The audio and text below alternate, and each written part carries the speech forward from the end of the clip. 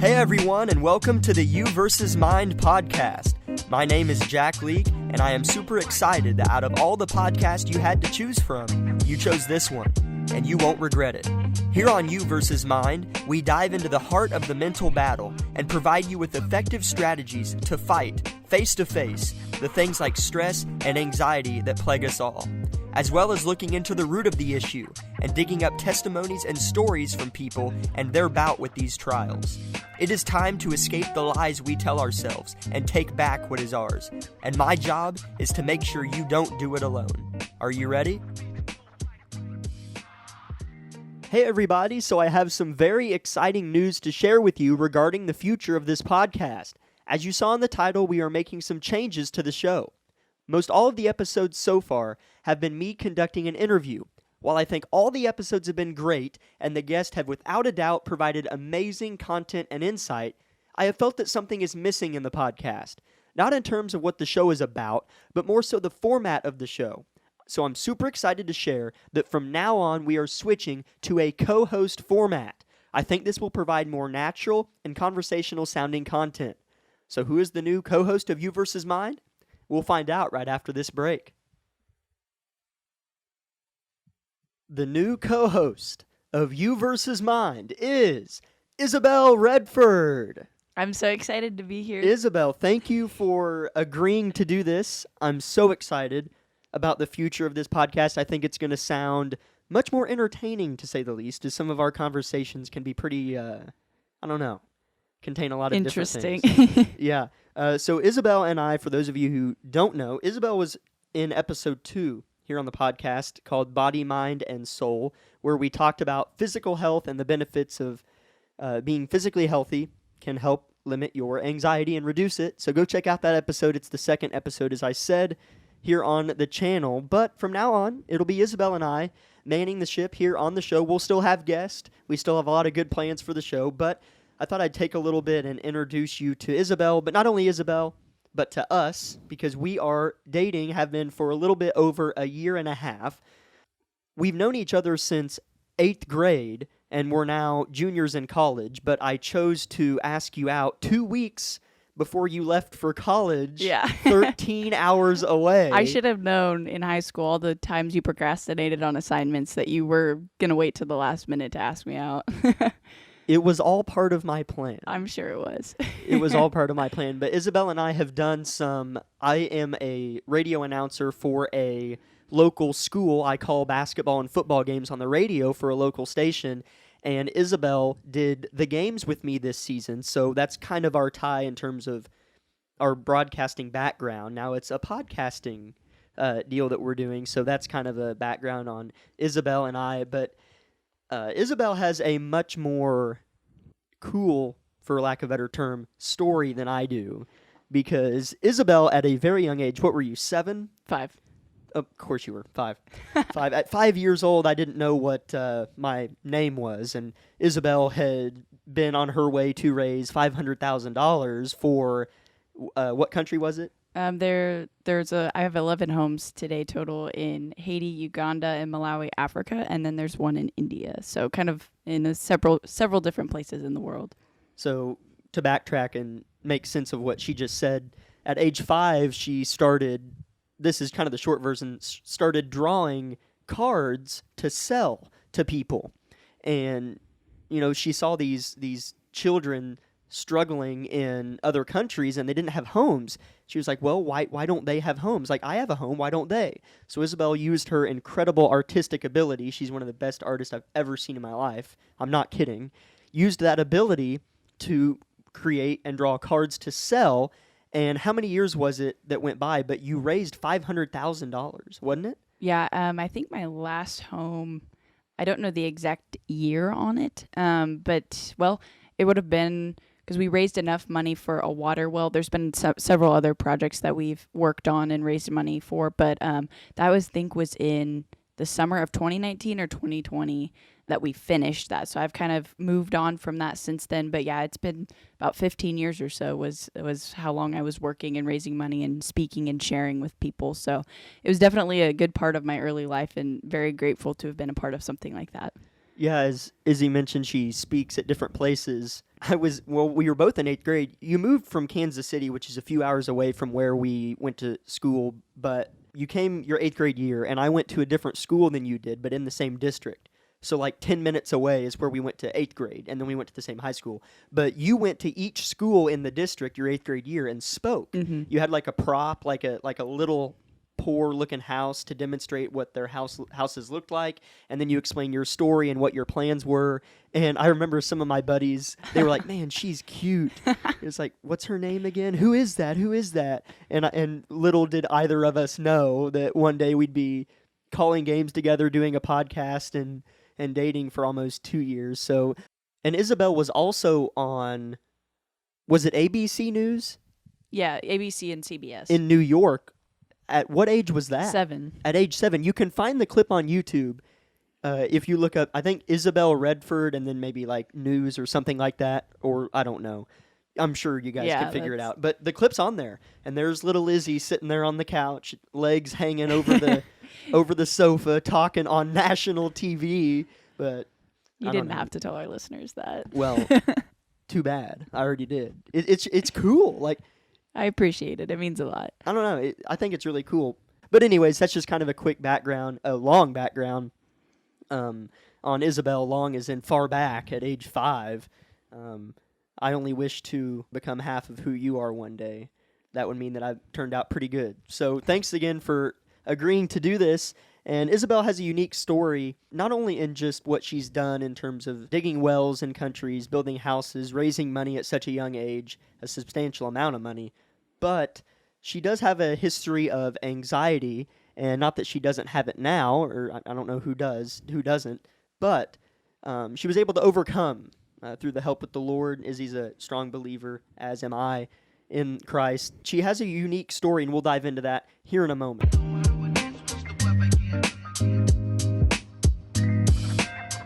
I hope you're enjoying this episode of You vs. Mind. If you have questions or comments of any sort, please feel free to email me at jleake2015@gmail.com. That's JLEAKE2015@gmail.com. Thanks again for listening, and I hope you enjoy the rest of the episode.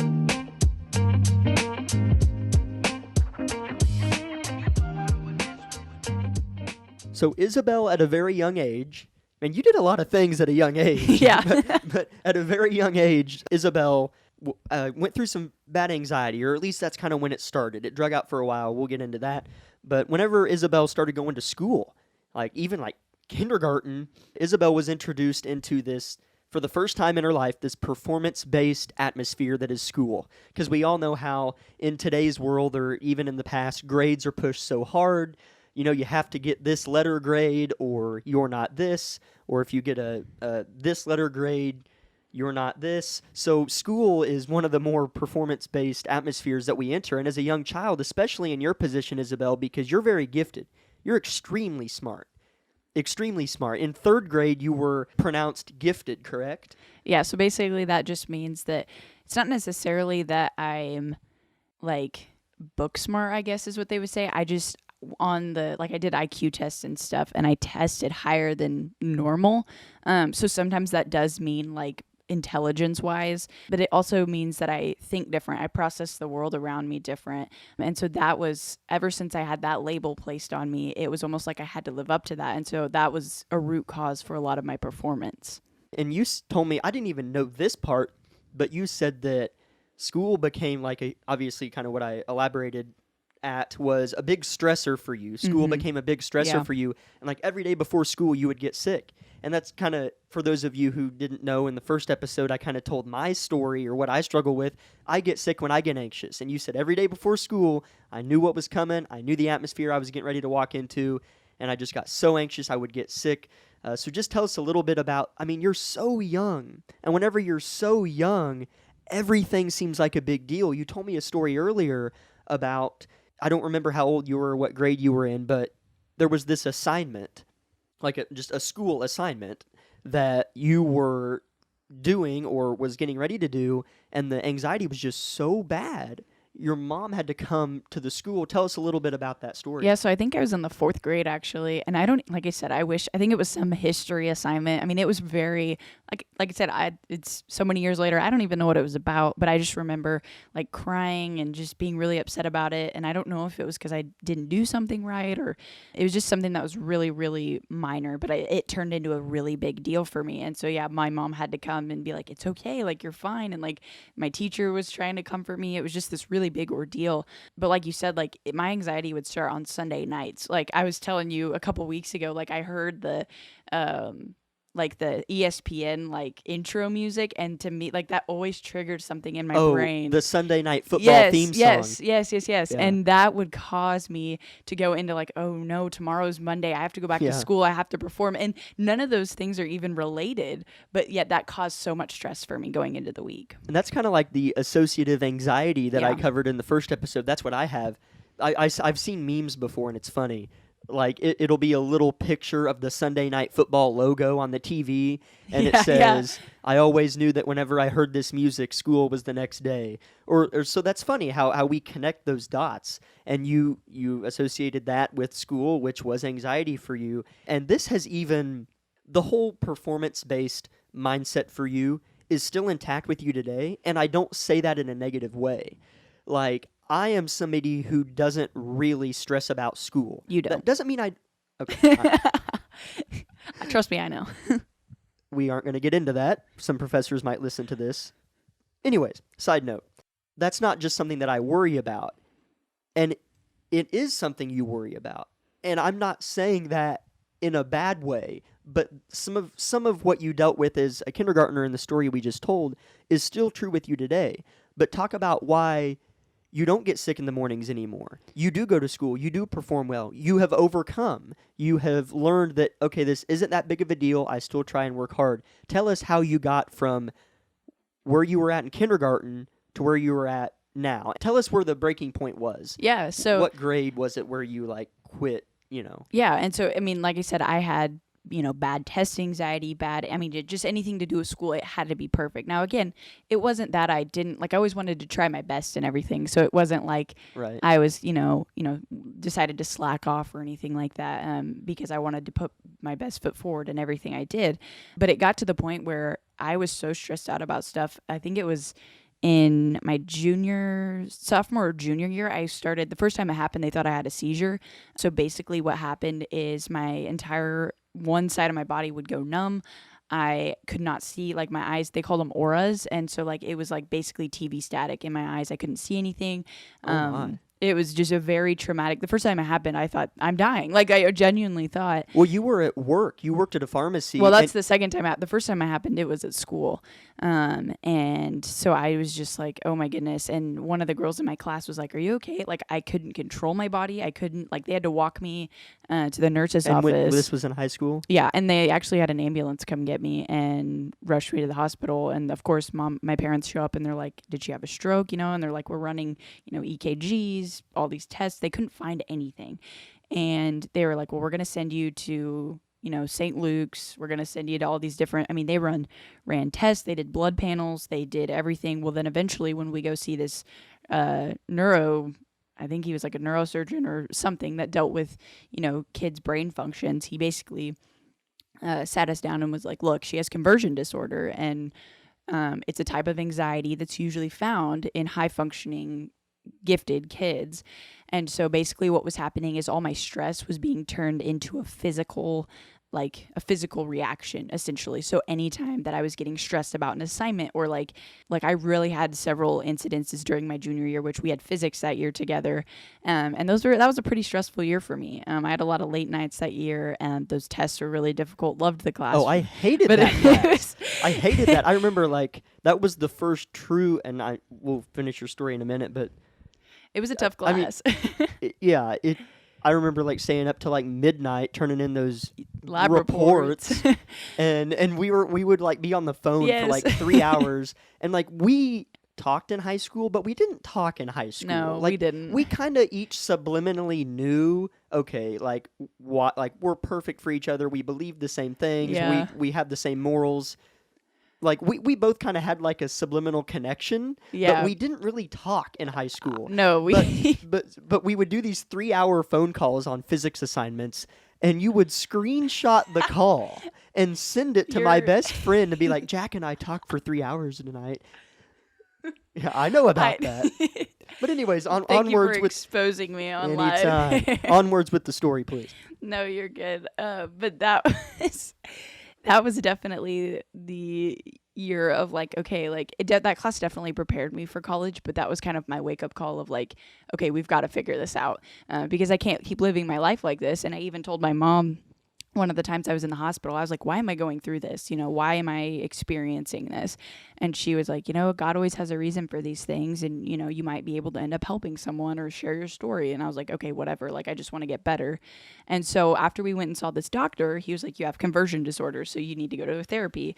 And I was like, are you kidding me? Therapist? Like, what? And I was like, well, I don't need a therapist. But at the same time, there was this beautiful connection of, because I was also struggling with a lot of like, if I don't get a certain grade, I'm not enough, or if I have to rely on, I'm a firstborn, oldest child. You kind of get that mentality of like, you have to do it all on your own, otherwise you're not enough. And so I kept believing that lie over the years, and whether I acknowledged it or not, that's what happened. And so I had a long journey of going through that process. I remember the last time I had a episode, which was at the pharmacy that you mentioned, and I remember going, I can't do this anymore.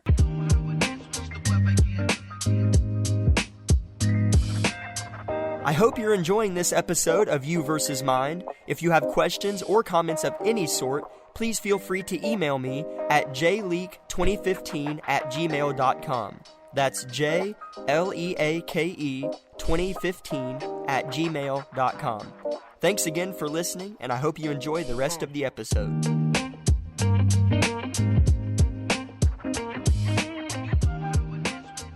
And so that's where I was like, all right, I know that I can go. I went to a therapist. I went and saw a therapist. I went and did a lot of soul searching as far as, getting my relationship right with the Lord and really focusing on what it means to be fully reliant on Him as well.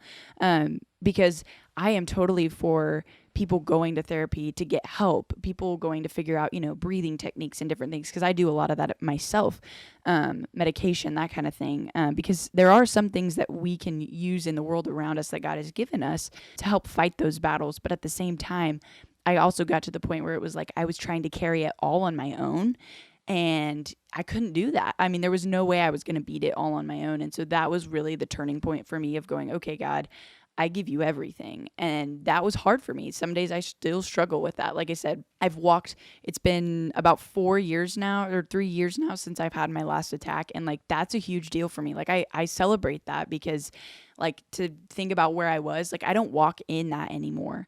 But being able to, continually go, okay, God, I got to hand this over to you every single day. That's really what it boils down to, is being able to go, like I used to have conversion disorder. I don't anymore. I still have days that I worry. I still have some days that aren't my best, but I don't have that anymore. And I'm not claiming that anymore. Yeah, that's a great story and very powerful, because in just about every episode, my guest has mentioned, or now I guess you're my co-host, how the Lord has moved in their lives, and just to hear the testimonies and hear the success stories. Because again, this isn't like we were broken free from the bondage that is anxiety. Mm-hmm. I still get anxiety. You still get anxiety. Yeah. All my other guests still get anxious, but it's just like, oh, hello, anxiety. How are you? I don't struggle with you anymore. Goodbye. Yeah. Like, you know what I mean? Like, I know that sounded really corny, but like, you've been broken free from it. It doesn't latch on anymore. Well, you're not afraid to deal with it. It doesn't take over. Yeah. You just kind of make an agreement with it. Like, I own you now. Yeah. You might visit every once in a while, but you don't own me anymore. So that's just kind of, I love to hear the spiritual success stories, because that is the true answer in the end. While we do have earthly things to work with, we still have to give it all to God in the end. Isabelle, I'm so excited that you agreed to do this. I can already tell that this is going to be so much fun.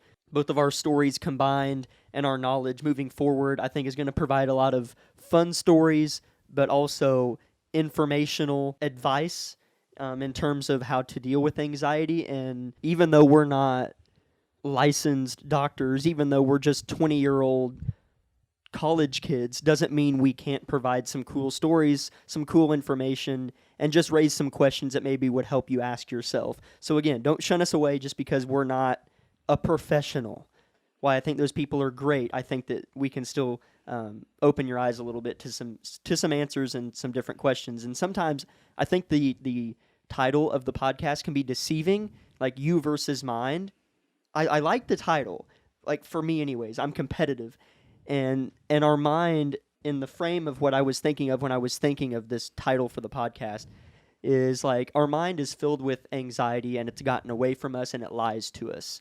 Mm-hmm. So it's us versus our mind to get it back. Yeah, no, I think that's perfect. And then once you have found some answers, have found some strategies that work for you with the Lord's help, whatnot, have uncovered those lies, has removed that anxiety, then you've gotten your mind back. And it's no longer you versus mind. It's you with mind. Yeah. And then you go forward and fight everything together. That makes sense because, I mean, sometimes our feelings and emotions can sometimes really quickly cloud our judgment. Even the most logical person can suffer at times with, emotions getting in the way and whatnot. And even if you're not, quote unquote, an emotional person, a lot of times people who tend to struggle with anxiety, and even myself in those situations where I was, having my attacks or different things, I wasn't thinking. I mean, my body was present in the situation, and, I kind of knew something wrong was happening, but I wasn't thinking. I didn't know. And so it was one of those situations where it was, how do I win my mind back? And so I think you're exactly right. While the podcast title might, seem competitive, it is essentially because, like, even for me in my own battle, it was like, how can I beat this? How can I, get to the place where I've won, and where I can control, my thoughts and my actions and stuff like that. And so that's really where it stems from. You want to beat your mind, but you don't want to beat it down. Yes, exactly. There's a context, and I think you all can kind of see the picture. But Isabelle, I'm excited. This is just kind of an introductory episode to you and I as a couple and you as a person and your background. I had you on earlier, but it didn't really dive into who you are. So I thought it would be a good opportunity to take an episode, introduce you a little bit more in depth, as well as us. So thank you everybody again for listening. I really hope that you're excited as I am for the future of the podcast. Have a good rest of your day, and God bless. Thank you for joining me for this edition of You versus Mine. My hope is that you are now more prepared to take on your mind when it attacks than you were at the beginning of the podcast. Podcasts on this show are weekly, so be sure and tune in next week for additional weapons to add to your mental arsenal. You can find You vs. Mind on Apple Podcasts, Spotify, or wherever you get your podcasts. I would love to talk to you and answer any questions you may have, or just have a conversation. Again, you can reach out to me at jleake2015@gmail.com. That's JLEAKE2015@gmail.com. Thank you again for listening. Don't forget to subscribe, and God bless.